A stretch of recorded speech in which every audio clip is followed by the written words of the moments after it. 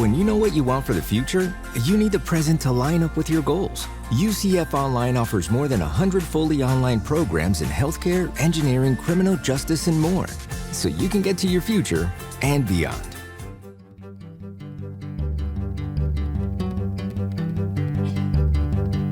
From the University of Central Florida's Center for Distributed Learning, I am Tom Cavanaugh. And I am Kelvin Thompson. And you are listening to Topcast, the teaching online podcast. Greetings, Kelvin Thompson. Greetings, Thomas B. Cavanaugh. Oh, yeah. You threw the B in there. That's good. Yeah. Appreciate that. That's my author handle for my novels. Might as well throw a shameless plug in here. You should do that. Go out and buy Tom's books, would you? Yeah. For those who may be new to the podcast or maybe didn't know this, I've written a few novels. They've done okay. And if you like mystery private eye novels, they are under Thomas B. Cavanaugh. So check them out. So you're not confused with anybody else. That's right. Yeah. There is a famous actor, Tom Cavanaugh, the Canadian actor. It's spelled exactly the same way. We're about the same age. He was on The Flash. He was in Ed, the TV series Ed. He was in the Yogi Bear movie. Yeah. Yeah, I know his whole Ranger filmography. I wonder if he's as conversant with your Vita as you are with his. I like to pretend that he is. Yeah. So he has to distance himself like, oh yeah, I'm not Thomas B. Cavanaugh. Right. I wonder if he finds himself finds me when he Googles himself. Yeah. That's right. It's unlikely. It's multiverse madness. Yeah, like maybe. That. It could be. Yeah, like but that is apropos of nothing today, Kelvin. Oh, that's the alternate name of our podcast. It's in some other universe. That's right. Yeah. Yeah. Apropos of nothing. We'll add that also to the band's list, the list of like band the Dulcet names. Gurgles. Yeah, Dulcet Gurgles. Yeah. All right. So I heard some slurpage. I'll try to do better. I just try to bring local color, Yeah. But I have heard from at least one colleague who I don't know that I want to hear the slurpage. I'm like, oh, dang it. Another minion in the Tom fan club who I don't like to hear chewing or drinking. I got a thing about that. Yeah. So not a fan of chewing in microphones. So you'll never hear me doing that. But although the same person did say, I don't think Tom drinks the coffee. I was watching the video. No, that's not true. And he just pretends. And I'm like, no, he drinks the coffee. He drinks the coffee. Assure you, the buzz I walk out of the studio with is evidence of the coffee that I drink. So we are drinking coffee. We are drinking coffee. And as a reminder to all of our listeners, this is a collegial conversation over a shared cup of coffee. And Kelvin, you always try to bring some thematically selected coffee, like a good coffee sommelier. I try. And I imagine that today is no exception. Well, we try. So we'll see. So you probably want to know what this one is. I do. So this one, Tom, is a single origin Colombia from Ligature Coffee right here in Orlando, Florida. And I thought one of the impressive things about Ligature is they explicitly strive for transparency in the entire process and pricing in sourcing their coffee. They have a whole web page on transparency by itself. But I will make 3 comments about this coffee. First, this coffee is from a legit high-quality craft coffee roaster. Ligature is the real deal. Second, as with some other roasters, Ligature makes their coffee, we might say, more accessible to a wider customer base by selling through local cafes in addition to selling directly. And this coffee came to us from XO Coffee Shop in Kissimmee, Florida. And finally, thirdly, this coffee was a gift from a friend. So free to me and free to you. Oh, wow. All right. Yes. So how's the coffee and how is the connection to today's episode? The coffee's good, as always. You are an excellent sommelier of the bean, so it tastes good. And how is the connection? So you said maybe 2 things that jumped out to me. One was it was a gift from a friend, and so you're doing an interview with a colleague and friend today. That's true. And that what did you say? It makes it more accessible by going not just to the direct, but also through And so accessibility is a theme that we're gonna touch on today. So those are two maybe hooks. Yeah. Low and no cost affects affordability. Okay. Access is a thing, and this is a legit high quality coffee roaster. And those are three things that we do aspire to in our work. And yes, in today's interview, our guest is going to talk about those three things among others. And plus, as a bonus, I think he tries to pull the curtain back and bring some transparency to the process of higher education. So we will be talking today about how efforts around access, affordability, and quality can be combined to improve higher education. Well, why don't we eliminate the suspense and I share who you did talk to. So Kelvin, you interviewed Dr. Stephen C. Airman a while back. Actually, it was in 2021. This was the very end of 2021. Though. Yeah. This was another one that's been on the shelf a little too long. We're trying to do better. Yeah. Dr. Ehrmann, now technically retired, is a former grant maker, consultant, and vice provost for teaching and learning at George Washington University. He was founding vice president of the Teaching, Learning, and Technology Group and director of the Flashlight Program for the evaluation of educational uses of technology. He has held positions with the Annenberg CPB Project and FIPSI. And seasoned listeners may find it notable that Dr. Ehrman is the Airman in the famous 1996 citation Chickering and Ehrman, which was a follow-up to the maybe arguably even more famous 1987 citation of Chickering and Gamson. Steve's most recent book is Pursuing Quality, Access, and Affordability, a field guide to improving higher education. And you guys spent some time talking about that. Kelvin, is there anything you want to say about the interview before we jump in? Maybe two quick things. One, this is one of those dumb things. It wasn't until the very end of the interview where I heard Steve say his own last name that I realized for 20-something years I've been pronouncing his last name wrong in my head, and including on mic. So it is Ehrmann and not Ehrmann, as I keep saying. He's been too polite to point it out. That's exactly right. Yeah. So, oops, sorry. And secondly, listeners, we are sliding in, we don't do this very often, sliding into the actual podcast feed, a little 5-minute bonus clip where Steve and I talk about a lot of the context around that Chickering and Ehrmann paper. It was really fascinating. I liked it, but we didn't keep that in this interview. We made it separate. So you should go listen to that. Cool. All right. So through the magic of podcast time travel, here is your interview with Dr. Steve Airman. Hi, Steve. So happy to have you join us on Topcast today. Well, it's a real treat for me. I've been listening to Topcast for years, and it's wonderful to find myself on it. Well, thanks very much for inviting me. Well, that's fantastic. That's great. Thank you. High praise indeed. As you know, and I know, but our listeners may not know, we've had occasion to interact, you and me, you and some other colleagues here at UCF over a period of time because of this project that you were working on that has finally seen the light of day, your new book, Pursuing, would you still call it new? Pursuing Quality, Access, and Affordability, a field guide to improving higher education.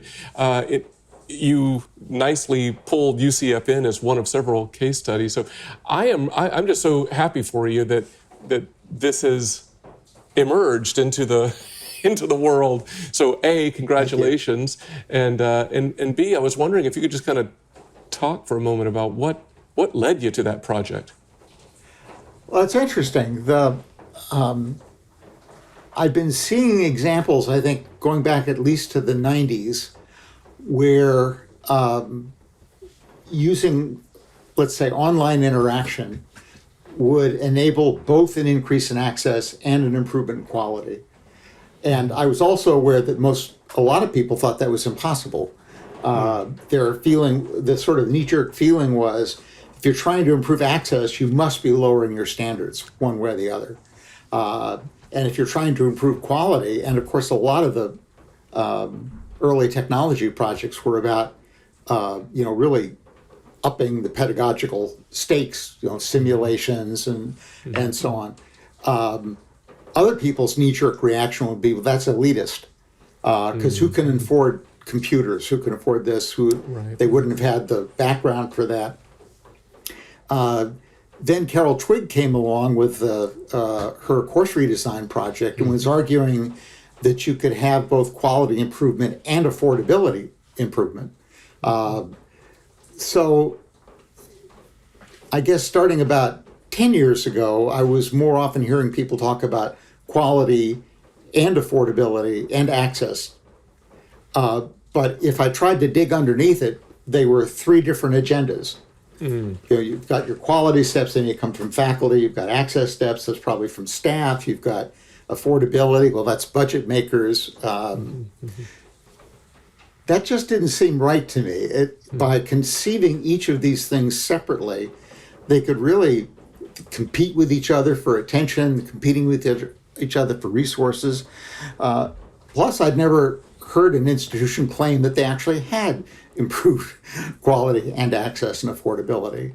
And yet at the base of my mind was a conviction that there should be a simple interrelated set of things that could be done, which would have all three benefits as a consequence of the one set of actions, without saying, well, this element is specialized for this and that is specialized for that. I decided when I retired that I wanted to look into this. I could give myself the freedom now to do that. And happily for me, I went to a meeting at the University of Maryland where Tim Rennick of Georgia State University came, and he basically said, here's what we're doing now that's enabling us to improve quality and access and affordability, and here's the story of how that capacity developed over the last 15 or 20 years. And at that point, I'd just been sort of trying to imagine what it was I was looking for, and suddenly Tim had described it. Not that they were doing it the only way, but it was that idea of the story of how over the years, what was a more or less ordinary institution could develop the capacity to do this extraordinary thing, was what the book should be developed around. And then I started thinking, well, let me see if I can find 5 or maybe 6 institutions that do this each in their own fashion, each emphasizing something the others might have missed, so that together they would tell a more unified story about a strategy that almost any institution could use to begin moving in this direction. In fact, one satisfying thing about that was to realize that most institutions probably have already taken some steps in this direction. They just don't know it yet. Yeah, no, that's interesting. And I mean, what a great seizing of the opportunity of your retirement. Lesser individuals might be fishing or golfing or binge watching something, but you're out diving deep into multiple institutions, and I know from just interacting in your research process, I know you dove deeply. Yeah, we did it together. You and me and Tom and some other folk at Central Florida. Yeah, it was a lot of fun. Yeah. So I know that the resulting work reflects a lot of deep thought and it was not a cursory look. And I think you did. What is it? 6 institutions that are in the case studies? 6. Yeah, which is great. As you say, that there's not one story. There's multiple stories, and you can pull out themes. Look, people should buy your book, right? And so listeners, please go buy Steve's book. So we don't want to spoiler it too much, but having done the deep dive and having written the book and having released the book, what are your takeaways, at least from looking at 6 different institutions through those lenses of the threefold gains and considering quality and access and affordability? What do you walk away with? And what lessons do you have for all of us? Well, let me first say that 5 of them were similar to each other in an important way, and one of them was different. The 5 that were similar include Central Florida, and I think almost any listener to this podcast would probably be at something like one of those 5. So let me describe them first, and then I'll just note briefly about why the 6th was different. Yeah. All of them are using teaching and learning activities like what have been called high impact practices and other forms of active and collaborative learning. There's been research for decades that kind of approach to teaching and learning improves outcomes. Starting about a dozen years ago, however, research began to come out that some of these things like learning communities, undergraduate research, capstone courses, service learning, and so on, not only improve quality for potentially everybody who's taking part, but are especially advantageous for students who in one way or another are starting behind. Students from underserved groups whose education before college might not have been the best, and so on. That they actually make greater gains and can potentially end up having graduation rates that are similar to more privileged students from more privileged groups. What I first realized from listening to Tim Rennick talk was that if you've done those things, if you have higher graduation rates for everybody, well, that's at least a hint that the quality of learning has gone up. You've got the equity of access, but students are now graduating faster. They're graduating in higher numbers. Attrition rates are down. All those things save money and time for students. And to some degree, they save money and time and earn money for institutions. Georgia State's a big place that's something like 25,000 undergraduates. They gain $2 or $3 million of revenue annually for every percentage point increase in graduation rates. So if you go from 50 to 51%, you've got $2 or $3 million more of revenue coming in. So that's sort of the basic model. Step 1. Step 2 is to recognize that these kinds of changes in the fabric of teaching and learning, I don't mean you're going away from having courses or something like that, but significant changes from a pedagogy that's based on faculty explaining things to students while students take notes. Right. That kind of thing is hard to do at scale and to sustain unless there are also organizational changes. Right. And what I was seeing at all these institutions was that some of those organizational adaptations were inward facing, faculty reward systems, a center like the Center for Distributed Learning at Central Florida. And others had to do with the way the institution interacted with its wider world. So, for example, if e-portfolios begin to be used as a way of communicating what it is that students are capable of and what they've actually achieved in a way that communicates more to employers, that's an interaction with the wider world. Changing transcripts is recruiting students using a different image for the institution, recruiting faculty and staff, while perhaps boasting about some of the things the institution's already doing and talking about the promise of what could be coming next and why it would be a very exciting thing to be working for this university at this time. Those are all kinds of changes in the way that a university or college interacts with its wider world or with its operating environment. And in retrospect, the organizational changes are just as important as the teaching and learning changes. And that was, I think, is counterintuitive for a lot of folks. If you want to improve education, you improve teaching. End of sentence. You improve learning activities. That's it. No. These two things have to co-evolve.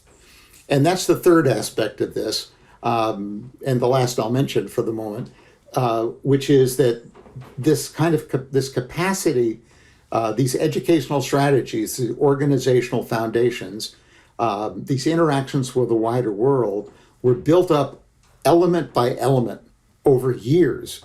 The institutions that I was looking at, 15 to 20 years to get to where they are now, in terms of really having an elaborate, what I call a constellation of educational strategies, organizational foundations, and wider interactions, which all reinforce each other.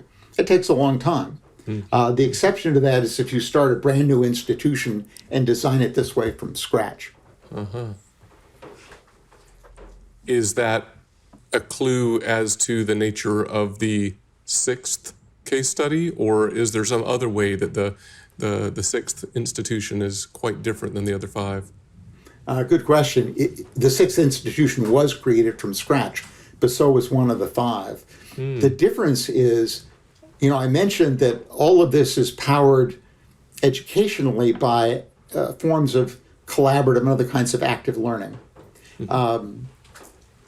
Five of the institutions are getting more and more out of student-student interactions of various sorts. Peer critique of one another's work, student-facilitated small group work, students working in teams on those service learning projects or in the capstone projects. And that's very powerful. If you have the traditional model of one faculty member sitting in front of 50 or 100 students, and the main line of communication is faculty member broadcasting out to students, which, by the way, was the first form of distance learning, broadcasting to the back row of the room. Right. Not much peer-to-peer interaction going on. But an institution like Central Florida, like the others that I studied, can adopt pedagogies which involve more of this peer interaction and thereby make educational progress. The sixth institution, or the sixth program, I should say, is called College for America. It's a program of Southern New Hampshire University, and it's individualized. Right. So it is using project-based learning and problem-based learning, which are high-impact practices. But the interaction among learners is more social than it is academic. That is, it's not within the context of an assignment, let's say, that we're going to do together, or we're competing against each other to do, or I'm advising you, or whatever. The students are going along their own pathways at their own pace. So there are other things about a competence-based program, which this is, that are their claim that this is how we're going to improve quality and access and affordability. So that's the big difference, is that an institutional pursuit of threefold gains, which is building on human interaction, and especially peer-to-peer and peer-to-near-peer interaction, as five of them do? Or is it one which is sacrificing a lot of that peer-to-peer in order to get the advantage of the student being able to go at his or her own pace, working on things that they're now ready to work on, that are challenging enough to learn from, but not so challenging as to defeat them? That's interesting, and that makes sense as you've eloquently articulated the difference between the nature of your five institutional programs and the one, and just the way that so many of us, as you say, carry out our teaching and learning activity. It makes total sense. It's been a delight, Steve, to have you join us and share just some highlights from your book. For our listeners or watchers, again, I'll give you a little plug here. The book is Pursuing Quality, Access, and Affordability, a field guide to improving higher education. So thank you for that work. Thank you for this new work. And thank you for working even though technically you don't have to. Well, you're welcome. And again, my hat's off to you guys. What you've done with Topcast and what Central Florida has done over the last 25 years has been remarkable. And just to try to put this in one sentence, I think you've taken this idea of pursuing threefold gains to a whole nother level with particular ways in which you've used online. And that's one of the things that's in this UCF chapter in my book. Well, thank you for those kind remarks, and regarding UCF. And what a great teaser for folks to go out and get the book and learn more about UCF and the other institutions. Thanks so much for joining us today, Steve. Thank you, Kelvin. I appreciate it. So, Kelvin, that was your interview with Dr. Steve Airman. It was. He's a legit, experienced, I guess, elder of the field at this point, right? Yeah, I mean, he's definitely got a lot of credibility in the space. And having you and I both participated in the research of his book, he put a lot of time and effort into getting that right. Absolutely, he did. If he did this the same way everywhere else he did here, Yeah. Well, it's no wonder his work has been so widely cited, because he's the real deal. So one of the things that struck me as I listened to that was his use of the framing of the iron triangle. I don't know if he mentioned that word, that term, but that's what he was talking about with quality, cost, and access. Right. And we talk about that a lot. We have talked about it in previous podcast episodes. And it's something that really resonates with us here. And I was pleased to hear that was kind of a central theme for Steve's book. Yeah, I mean, I didn't get into that differentiation with him, in the conversation. I know, seeing an excerpt of his book, I know he actually uses the phrase iron triangle in the book and does some framing. But I don't know if he takes it apart completely in the book or not, but I kind of wish now I had asked him a little bit, but I'm assuming something here based on some things he did say in the conversation. There seems to be a little bit of a whole versus some of the parts thing, like I think in his view, the threefold gains, there's a synergy there, right? And he certainly talked about, like, you could pursue those three things at an institutional level and get good benefit, but not have them really well coordinated.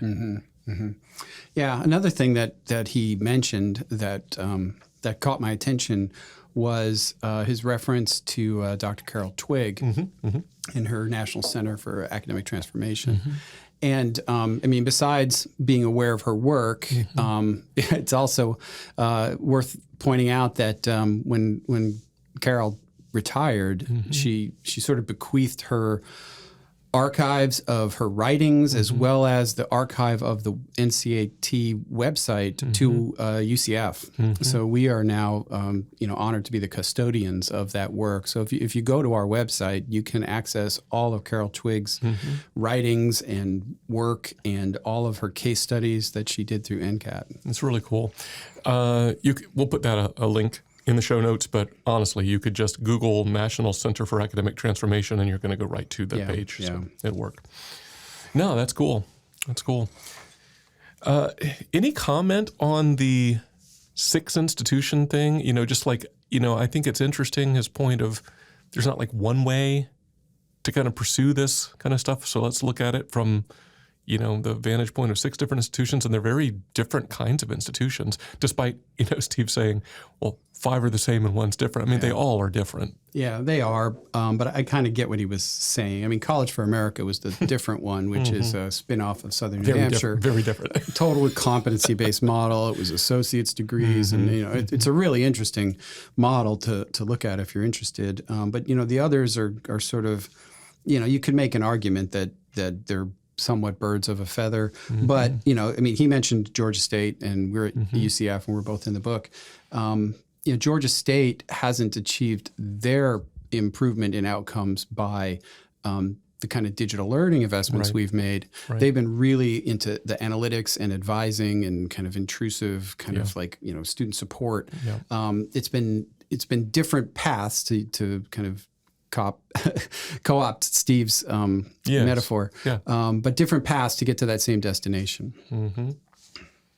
Yeah, and that's right. And I was listening back to it. I don't even remember this in the conversation when we actually had it, but I was struck by how Steve kept emphasizing student interaction, kind of the, again, a kind of legit framing of teaching and learning, and like really holding a high bar for that. But it's, I think he kind of makes the point that a lot of the gains, right, pedagogically, in that context are really about interaction between and among students and faculty and so forth, which again, is why College for America stands out, because Right.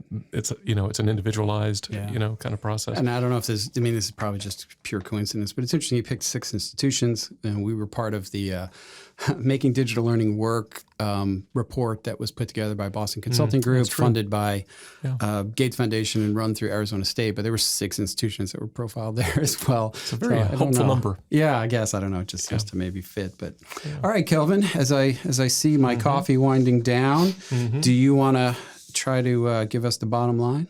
I will take a swing at it.